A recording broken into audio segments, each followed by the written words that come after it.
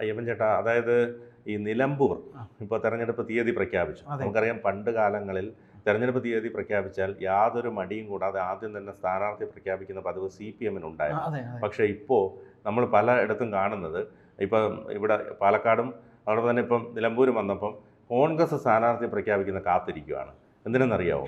ഈ കോൺഗ്രസ്സിലുള്ള ആ സീറ്റ് കിട്ടാത്ത അതൃപ്തനെ കൊണ്ടുവന്ന് സ്വതന്ത്രനാക്കി മത്സരിപ്പിക്കാൻ. അന്ന് സരനെ കൊണ്ടുവന്ന് അത് പൊളിഞ്ഞടുങ്ങി.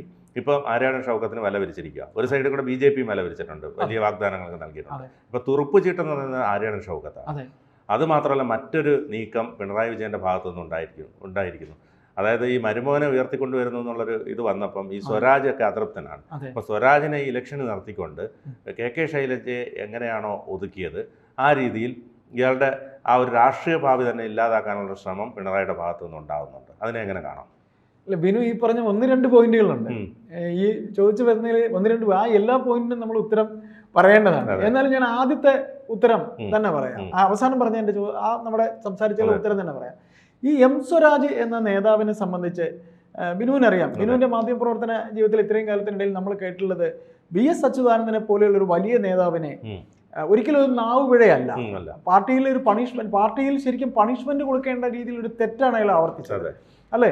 അയാള് ഈ പറയുന്ന രീതിയിൽ ക്യാപിറ്റൽ പണിഷ്മെന്റ് നൽകണമെന്ന് അന്ന് VS പോളിറ്റ് ബ്യൂറോ മെമ്പറാണ്, അല്ലെങ്കിൽ പോളിറ്റ് ബ്യൂറോയിൽ നിന്ന് വിലക്ക് ഏർപ്പെട്ട് നിൽക്കുന്ന സമയമാണെന്ന് എനിക്കറിയില്ല. ഏതായാലും അദ്ദേഹം CCയിലെങ്കിലും മെമ്പർ ആയിരുന്നിരിക്കണം. അന്ന് ഈ പറയുന്ന M സ്വരാജ് എന്ന് പറയുന്ന നേതാവ് പിണറായി വിജയനോടൊപ്പം നിന്ന് പിണറായി വിജയനെ പിന്നെ അദ്ദേഹത്തിന്റെ സെക്രട്ടറി പദത്തിൽ എത്തിക്കുന്നതിൽ പണിയെടുത്ത ഒരാള്, അതുകൊണ്ട് പിണറായി വിജയന്റെ കൂടെ നിൽക്കുന്നു എന്നുള്ളൊരു അഹങ്കാരത്തിൽ പറയുമ്പോൾ അദ്ദേഹം ഒരു സംസ്ഥാന കമ്മിറ്റി അംഗം പോലും ആയിട്ടില്ലെന്നാണ് എനിക്ക് തോന്നുന്നത്. ഏതായാലും അതൊരു വലിയ തെറ്റായിരുന്നു. അത്തരത്തിൽ പറഞ്ഞ M സ്വരാജിന്റെ കരിയർ പിന്നീട് അങ്ങോട്ട് താഴേക്കാണ് പോവുകയുണ്ടായത്. ഈ തൃപ്പൂണിത്തുറയിൽ വളരെ തുച്ഛ വോട്ടിന് ഒരു തവണ MLA ആയത് ഒഴിച്ചാൽ നിയമസഭയിൽ നിന്നും M സ്വരാജിന്റെ പ്രസംഗം നമ്മൾ കേട്ടില്ല.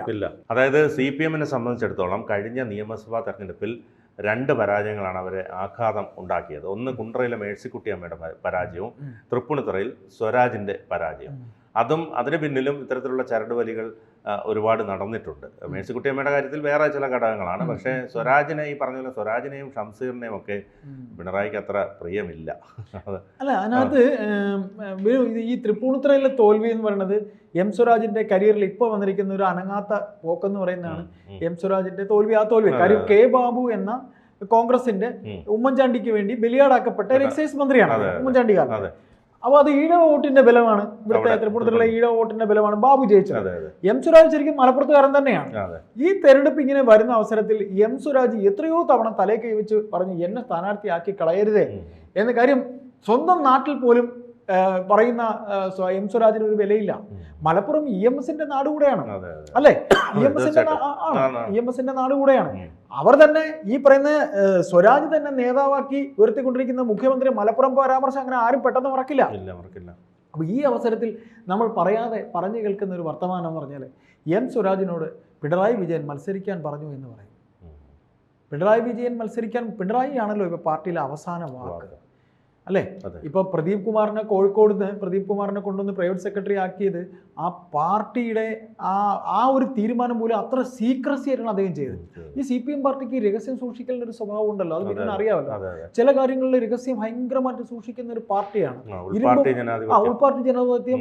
ഇപ്പോഴാണ് നമ്മൾ ചാനലുകളിലൊക്കെ കുറച്ചെങ്കിലും വെളിയിൽ വരുന്നത്. പക്ഷെ ഈ പ്രദീപ് കുമാറിനെ ആക്കിയാൽ ആ സീക്രസി നിലനിർത്തിയ പിണറായി വിജയൻ എന്ന നേതാവ് തന്നെയാണ് അതിന്റെ കാരണക്കാരൻ. KK രാഗേഷിനെ കണ്ണൂർ ജില്ലാ സെക്രട്ടറി ആക്കിയതും പിണറായി വിജയനാണ്. ഇത്രയും മാധ്യമങ്ങൾ അദ്ദേഹത്തിന്റെ ശക്തി ചോർന്നു എന്ന് പറയുമ്പോഴും അദ്ദേഹം എന്താ സ്വരാജിനോട് പറഞ്ഞിരിക്കുന്നു, നീ മത്സരിക്കണം, സ്വരാജ് മത്സരിക്കണം എന്ന് പറഞ്ഞിരിക്കുന്നു. ആ വാക്ക് എങ്ങനെ സ്വരാജ് വീഴുന്നു?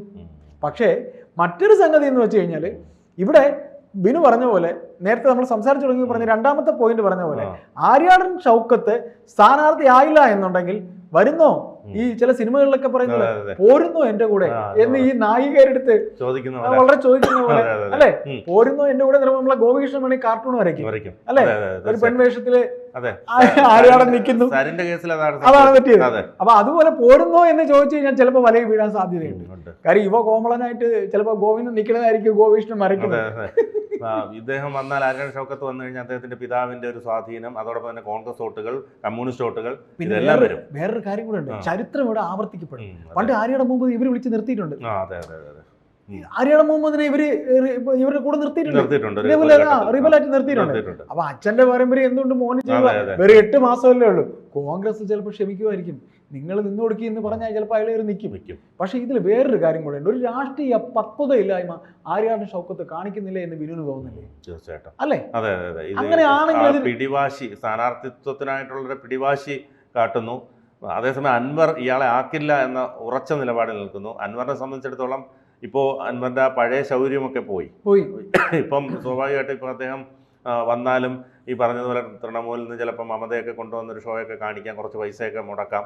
എന്നിരുന്നാൽ കൂടിയും അത് എത്ര ഫലപ്രാപ്തിയിൽ എത്തുമെന്നുള്ള കാര്യത്തിൽ സംശയമുണ്ട്. അല്ല, ഇതിനകത്ത് അൻവറിന്റെ വിഷയം എന്ന് പറയുന്നത് അൻവറിന് ഒരു രാഷ്ട്രീയ പക്വത ഇല്ലായ്മ ഉടനീളം കാണുന്നുണ്ട്. അൻവർ പെട്ടിയിലെ കാശും കൊണ്ട് CPIയുടെ ഓഫീസിൽ വരെ പോയി ചന്ദ്രപ്പൻ അൻവർ കൊണ്ടുവന്ന ആരോപണങ്ങളൊന്നും തെളിയിക്കാൻ അൻവറിന് കഴിഞ്ഞില്ല. അതാണ് അൻവറിന്റെ പരാജയം. അതെ.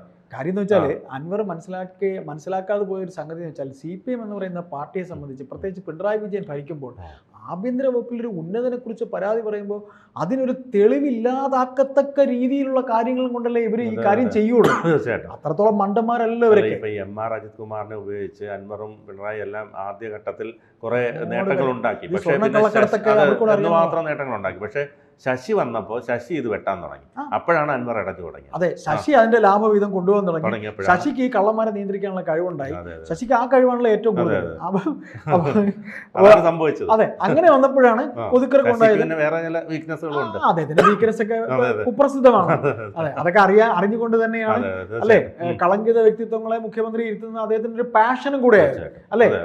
അപ്പോൾ അങ്ങനെ പറഞ്ഞു വരുമ്പോൾ നമ്മൾ പറഞ്ഞു വന്നതുപോലെ ഒരു രാഷ്ട്രീയ പക്വതയില്ലായ്മ അൻവറിന്റെ ഭാഗത്ത് നിന്ന് ഉണ്ടാകുന്നത് ഈ അവസരത്തിൽ അത് തീർത്തും തെറ്റ് തന്നെയാണ്.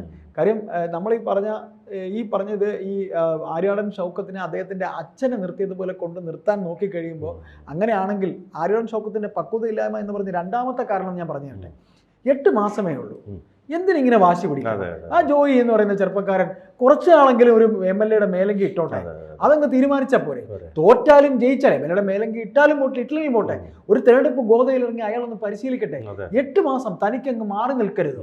അപ്പൊ ഇതിൽ ആര്യാടൻ ഷൗക്കത്ത് മിണ്ടിക്കൊണ്ട് അവരോട് എനിക്ക് സീറ്റ് വേണമെന്ന് പറയുമ്പോൾ, ആര്യാടൻ മുഹമ്മദിന്റെ മകനല്ലേ, ഒരു വേള MLA ആയിരുന്നാണ് ഇയാൾ ഇവിടെ.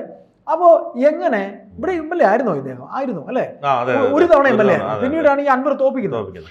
ഏതായാലും മുസ്ലിം ലീഗ് അൻവറിന്റെ സ്ഥാനാർത്ഥി അങ്ങനെ വരികയാണെങ്കിൽ പിന്താങ്ങില്ല എന്ന് പറയുന്നു. ആര്യാടൻ ഷൗക്കത്ത് നിൽക്കണോ വേണ്ടേ എന്ന് അവരുടെ മനസ്സിൽ ഇപ്പോൾ വെളിയിൽ വന്നിട്ടില്ല. ജോയി ചെറുതായിട്ട് ഇടങ്കോലിടുന്നുണ്ട്. ക്രിസ്ത്യൻ വോട്ടർ ഘടകമാണ് മലപ്പുറത്ത്. അത് മാത്രമല്ല, ജോയിക്ക് നല്ല പിന്തുണ KCയുടെയും VD സതീശന്റെ ഉണ്ട്. അത് ഒരു വലിയ ഘടകം. അപ്പൊ ഇത് ആരാണ്? അൻവറിന്റെ പിന്തുണയുണ്ട്. അപ്പൊ ഈ ഷൗക്കത്തിനെ ആക്കണമെന്ന് KPCCയിൽ ആരാ പറയുന്നത്? അതൊരു വിഷയമാണ്. അപ്പൊ എനിക്ക് തോന്നുന്നു ഷൗക്കത്ത് തന്നെ ഒറ്റയ്ക്ക് തനിക്ക് ആകണം എന്ന് പറയുന്നുണ്ടോ എന്നൊരു സംശയമുണ്ട്. കാര്യം ഇന്ന് രാവിലെ ഒരു 10 മണി വരെയും പ്രഖ്യാപനം വന്നേക്കുമെന്ന പ്രതീതിയാണ് ഉണ്ടായത്. ഷൗക്കത്തിന്റെ പേര് വന്നു, ഷൗക്കത്ത് തന്നെ മത്സരിക്കുമെന്നാണ് പറഞ്ഞുകൊണ്ടിരുന്നത്. പിന്നെ അത് ഏതാണ്ട് ഉറപ്പിക്കുമെന്ന ഘട്ടം എത്തിയപ്പോഴാണ് അൻവർ പറഞ്ഞത് അദ്ദേഹം സിനിമാക്കാരനല്ലേ, അവിടെയും അദ്ദേഹത്തിനെ ഒന്ന് കൊച്ചാക്കാൻ, പാർശ്വവൽക്കരിക്കാൻ. കാര്യം സിനിമാക്കാർ സത്യം പറയില്ലല്ലോ. സിനിമാക്കാർ ചെറുതായിട്ട് കള്ളോ, എല്ലാരെയും നമ്മൾ പറയുന്നതല്ല. സിനിമാക്കാരെ എല്ലാരെയും നമുക്ക് പറയാൻ പറ്റില്ല, സത്യസന്ധരായിട്ടുള്ള ഒരുപാട് പേരുണ്ട്. അപ്പോൾ സിനിമാക്കാരനല്ലേ എന്ന് കൂടെ പറഞ്ഞു വെക്കുമ്പോൾ ആര്യാടൻ മുഹമ്മദിനെ സ്ഥാനാർത്ഥിയാക്കുന്നതിലൂടെ കോൺഗ്രസ് ഒരു വെട്ടിൽ വീഴുന്നൊരവസ്ഥ. ലീഗ് ശരിക്കും ഇദ്ദേഹത്തിനെ അൻവറിനെ സപ്പോർട്ട് ചെയ്യില്ല എന്ന് പറഞ്ഞു കഴിഞ്ഞു. ഇതിൽ പെട്ടു നിൽക്കുന്ന ലീഗാണ്. കാര്യം ഭരണത്തിൽ ഇനി കയറണമെങ്കിൽ ഇത്തരത്തിൽ ഒരു സീറ്റ്, കേവലം ഒരു ഉപതെരഞ്ഞെടുപ്പിൽ ഒരു സീറ്റ് നിർണ്ണയിക്കാൻ കോൺഗ്രസിന് കഴിയാൻ പറ്റുന്നില്ല എന്ന് പറഞ്ഞാൽ അതിൽ പരം ഒരു തോൽവിയുണ്ടോ അല്ലേ? തീർച്ചയായിട്ടും.